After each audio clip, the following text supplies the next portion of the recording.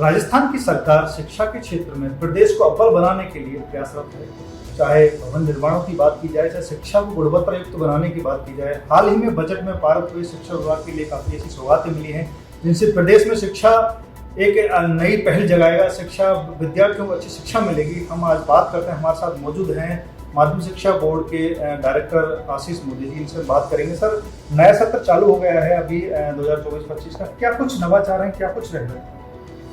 कि नए सत्र में हमारी सबसे पहली प्रायोरिटी है कि जो हमारा नामांकन है वो इंक्रीज हो, कोई भी बच्चा नामांकन से छूट नहीं जाए।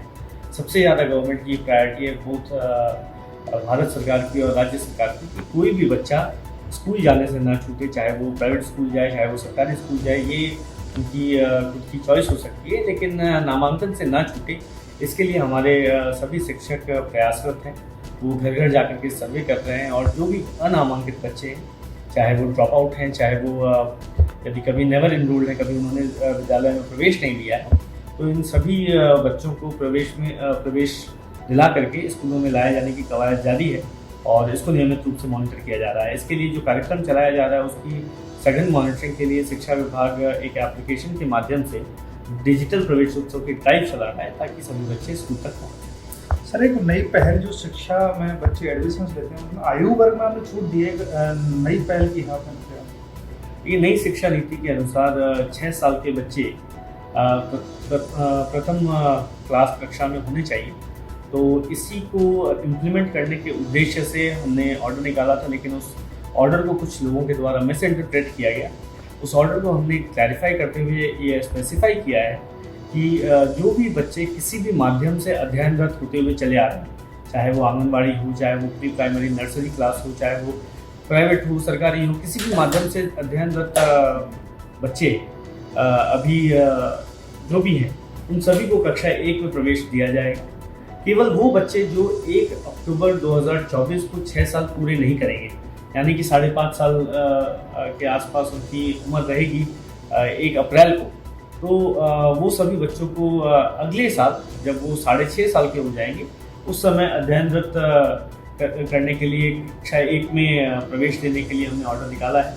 तो इस क्लैरिफिकेटरी ऑर्डर से मुझे उम्मीद है कि प्रदेश के सभी बच्चों को और अभिभावकों को लाभ मिलेगा, उनको क्लैरिटी आएगी कि कोई भी बच्चा नहीं छूटेगा। राज्य सरकार की गाइडलाइंस इस तरह से जारी की गई है।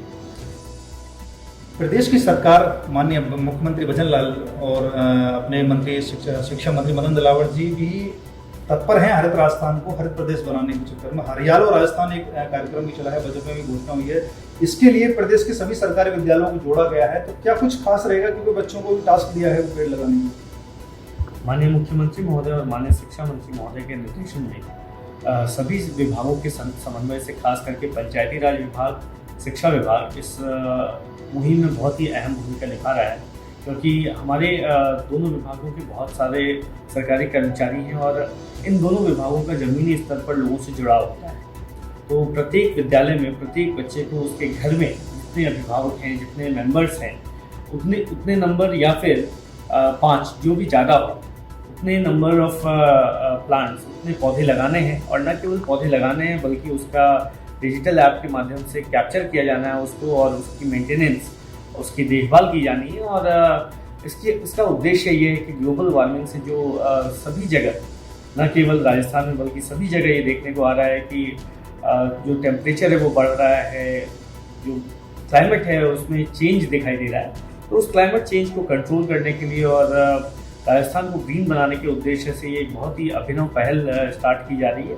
इसको सभी विभागों के द्वारा, खास करके शिक्षा विभाग, पंचायती राज विभाग के द्वारा जॉइंटली मॉनिटर किया जा रहा है। स्थानीय स्तर पर जो टीचर्स हैं, जो पंचायती राज के ऑफिशियल्स हैं, वो इसको मॉनिटर कर रहे हैं। उसमें रिसोर्सेज को पूल इन किया जा रहा है। और मैं आपके चैनल के माध्यम से सबसे अपील करना चाहूँगा कि यह एक अभियान है, यह कोई सरकारी कार्यक्रम नहीं है। ये एक ऐसा अभियान है जिससे हमारे राजस्थान के आने वाले समय में फ्यूचर डिसाइड होगा। तो इससे आप जुड़े, हमारे एप्लीकेशन को डाउनलोड करें और आपने जो पेड़ लगाया है, जो पौधा लगाया है, उसको उसमें टैग करें, उसकी देखभाल करें। और जब आपका पौधा बड़ा होगा तो आपको अच्छा लगेगा। और साथ ही इस मुहिम में आपको राज्य सरकार के द्वारा जब आप पौधा लगाएंगे, उसकी देखभाल करेंगे, तो एक सर्टिफिकेट भी दिया जाएगा।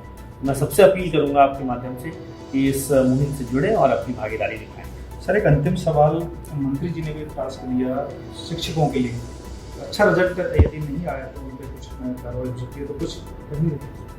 देखिए, शिक्षा विभाग की धुरी राजस्थान में पढ़ने वाला छात्र है, तो उस छात्र का रिजल्ट अच्छा हो, उसकी कॉम्पिटेंसीज इम्प्रूव हो, उसकी दक्षता इम्प्रूव हो, ताकि आने वाले समय में उनकी एम्प्लॉयबिलिटी बढ़ सके और एक शिक्षित प्रदेश बन सके।